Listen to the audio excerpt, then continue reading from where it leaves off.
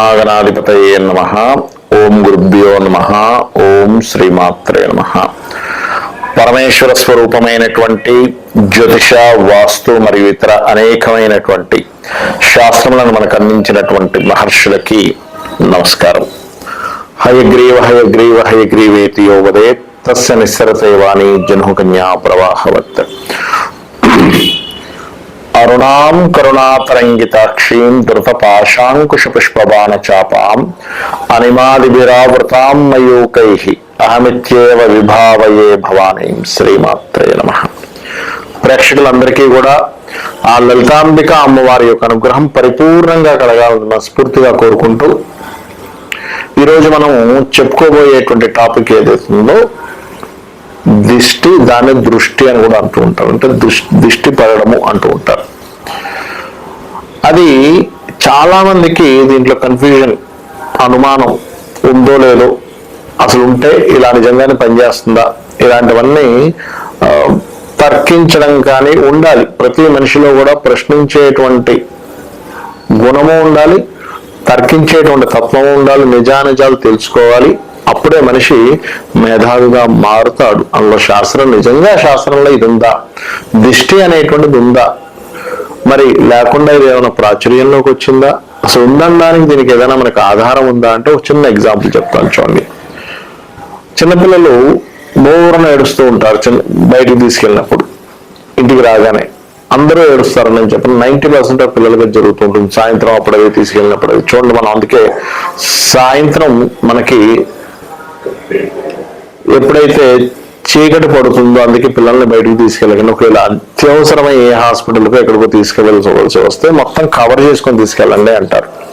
అలా కాకుండా కవర్ చేసుకొని తీసుకెళ్లకుండా నార్మల్గా విచ్చలవిడిగా తీసుకెళ్ళినప్పుడు 10 మంది చూసినప్పుడు ఇంటికి రాగానే తిక్కగా ప్రవర్తిస్తూ ఉంటారు.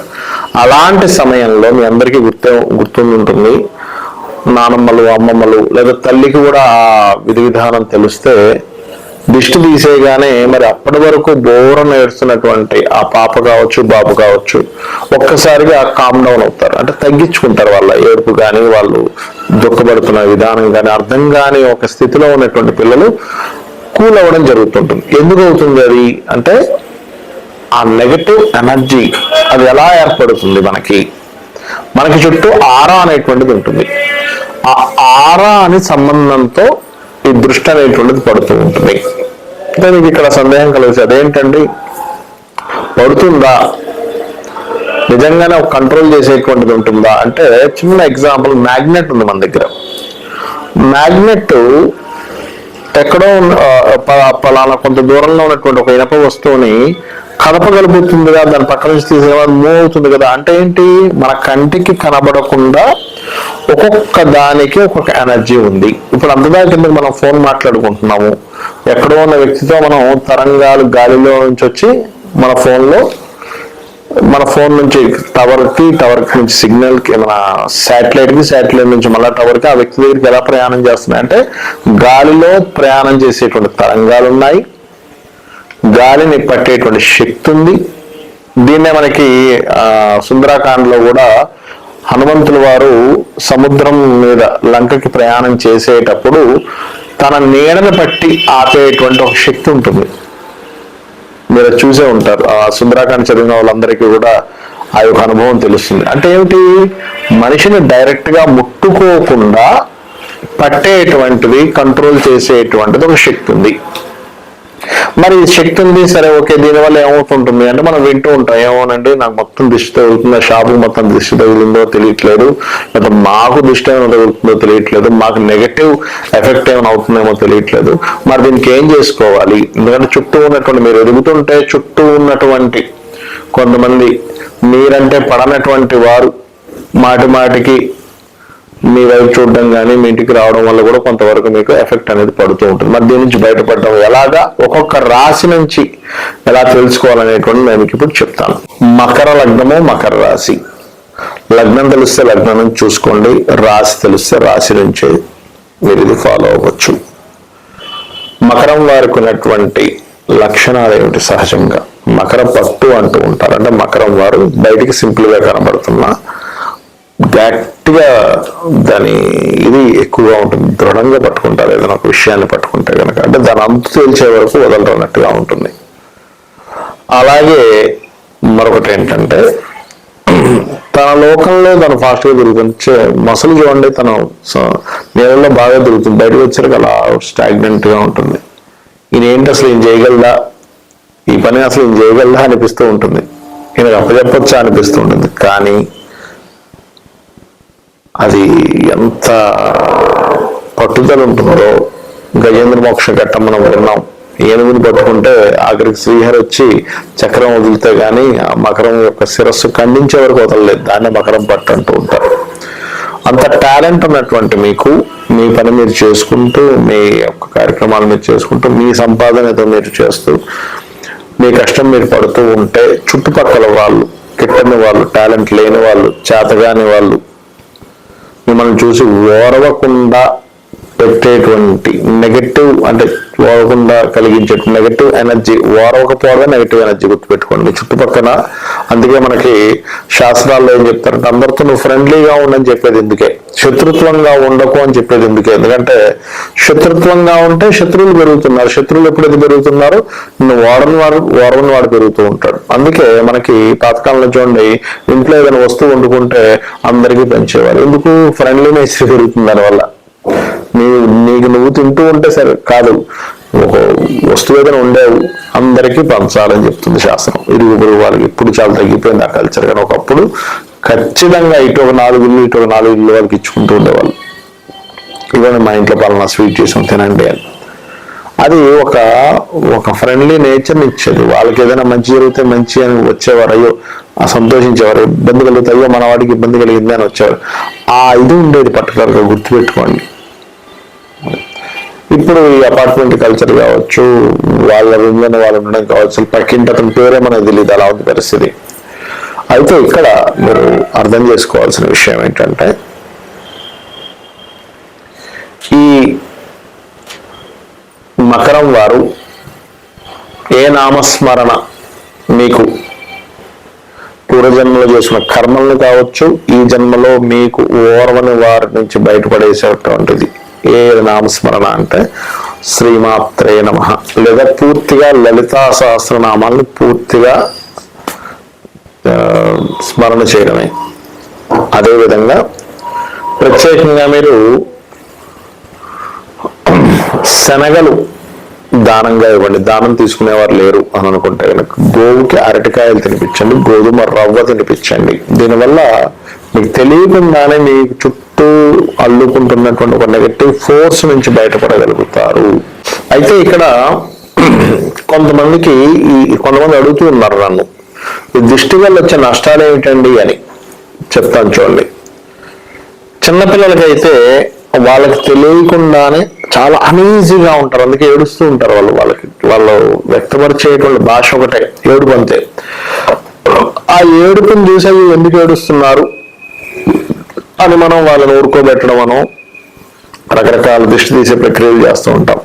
మరి ఒక యుక్త వయసులో అంటే ఒక 15-16 ఏళ్ల వయసులో గనక దిష్టి తగిలితే ఏం జరుగుతుంది సర్వసాధారణంగా అని చెప్పి చూసుకున్నట్లయితే, వారికి చదువు మీద కాన్సన్ట్రేషన్స్ తగ్గుతూ ఉంటాయి. రకరకాల చిన్న చిన్న విషయాలు దెబ్బలు తగిలించుకోవడం కావచ్చు, లేకపోతే ఏదో ఒక అనారోగ్య బారిన పడడం కావచ్చు జరుగుతూ ఉంటుంది. అలా కాకుండా ఇంకాస్త అంటే ఒక 25 ఏళ్ల వయసు, ఆ వయసులో గనక మీకు మీ యొక్క పంచమ స్థానం పాడి, ఇక్కడ మనం దృష్టి అనేటువంటిది షష్టమము, అష్టమము, తృతీయము, 12వ స్థానాలు ఎక్కువగా యాక్టివేట్ అయ్యి సూర్యుడు బలం తగ్గినప్పుడు, పంచమ స్థానం బలం తగ్గినప్పుడు జరిగేటువంటిది అని చెప్పి మనకు శాస్త్రాలు చెప్తుంటాయి. కాబట్టి మీకు ఇక్కడ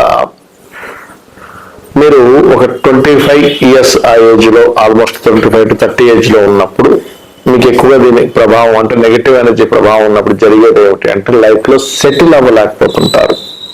అంటే ఒక ఉద్యోగంలో లేదా ఒక వ్యాపారం పెట్టారు, 2 రోజులు చక్కగా సాగని చూసి అందరూ అమ్మో ఏంటి బాగా సాగుతుందనగా తగ్గిపోతూ ఉంటుంది. అలా కాదు, ఒక ఉద్యోగంలో ఒక మంచి ఉద్యోగం వచ్చిందని నలుగురు చెప్పుకోగానే మీకు కిట్టన వారు ఎవరైతే ఉంటారో అబ్బాయి ఈయనకి ఇంత మంచి ఉద్యోగం రావడమా అనేటువంటి ఒక భావన.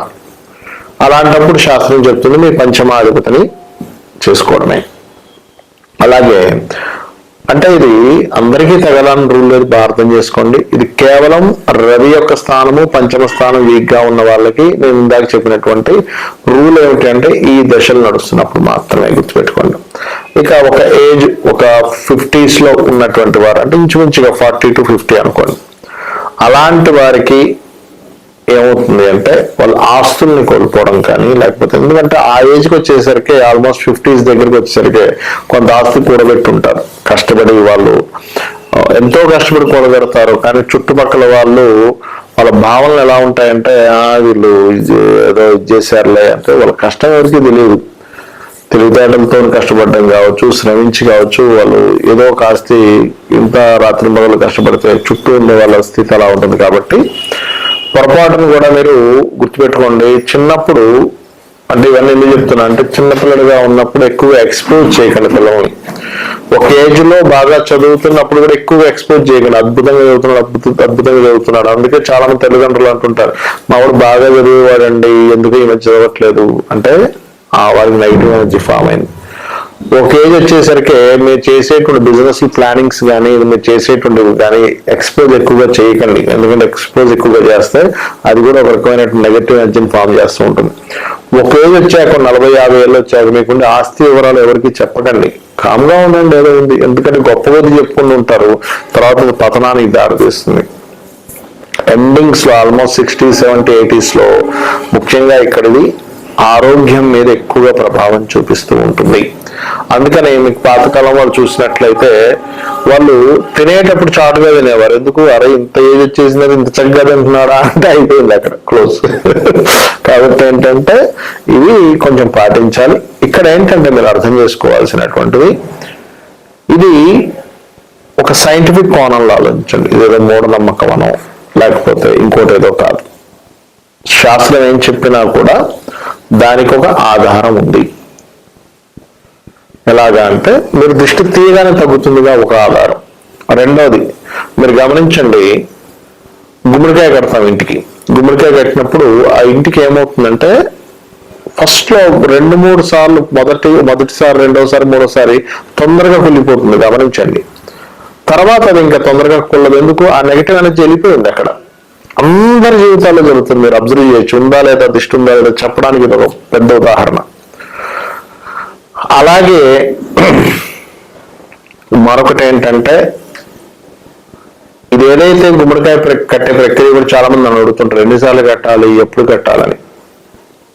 మీరు ఎప్పుడైనా గుమ్మడికాయ కట్టేటప్పుడు మీకు దగ్గరలో ఆంజనేయ స్వామి ఆలయం ఉన్నట్లయితే ముందు రోజు నైట్ అక్కడ ఉంచి గర్భాలయంలో ఉంచి తీసుకొచ్చి కట్టండి. భగవత్ సంబంధించిన ఎనర్జీ కూడా దానికి ఫామ్ అవుతుంది. సో ఈ విషయాలు తెలుసుకొని మీరు మీ యొక్క జీవితాన్ని పూర్తిగా ఎదిగేలాగా, ఎందుకంటే దీనివల్ల మనం ఎదగలేకపోతుంటాము, బాగా అర్థం చేసుకోండి. చుట్టూ ఉండే వాళ్ళ ఏడుపు వల్ల మనం ఎదగలేకపోతుంటాము. కాబట్టి వాళ్ళకి ఛాన్స్ ఇవ్వకండి.